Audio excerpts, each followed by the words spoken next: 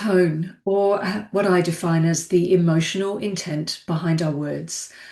It's incredibly powerful. I mean, we hear words and tone, of course, they come out at the same time, but there's such clear research showing that when they slice small, very small sections of vocal style, people hear the voice and they take on almost immediately, within milliseconds, the person's intent, the positional power, all of the things behind that.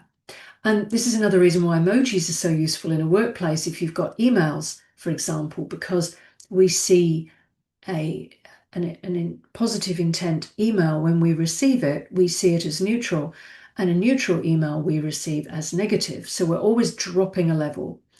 And sometimes I work with people, and I've done it myself, that we're not always either aware of the tone in which we're saying something, or we are aware of it, but we don't catch it in time.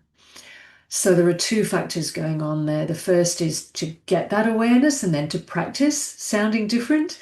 And then, of course, the second one is to take that breath to calibrate what's going on internally so that it does sound, it has the intent that we choose when we say it externally. And that's not always sucking it up and being lovely about something if we don't feel it. But it's having that small gap, that gap between the stimulus and the response. That means that we do in that moment usually have a choice about the tone that then comes out of our mouth. And working with a client at the moment who's very high level on, there's a lot of discussion about contracts, and things have been resolved and they're now complete. People are still coming and going, oh, can't I? Isn't this part of? No, it isn't. And this person's a bit over it. So the tone is not always working all that well. And we're working on both the calibrating of the speed and the slowing down that sometimes is also required to make that work, but also the awareness of how you're actually coming across. And I have a suggestion for you on this one.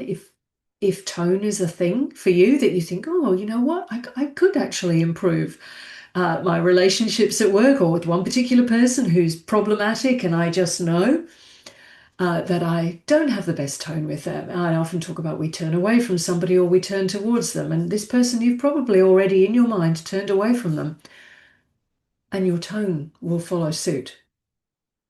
So one way that is shown to work, and it's a great one, is if you think of a particular situation or person that you would like to respond differently with tone, then if you think of someone you admire and you go, oh, I really like how they do this, I love their tone when they're communicating this thing, or to this person, this message, then if you imagine being in that person's body, mind, voice, head, whatever it is, you can actually demonstrate that, and you'll find that your tone will shift automatically because it's come from this internal shift of you've moved a little bit away from your natural style and taken on someone else's.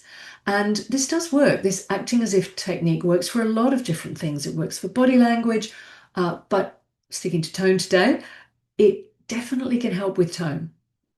Hear my tone then. So if you're interested in that one, give it a shot. Love to hear how you go.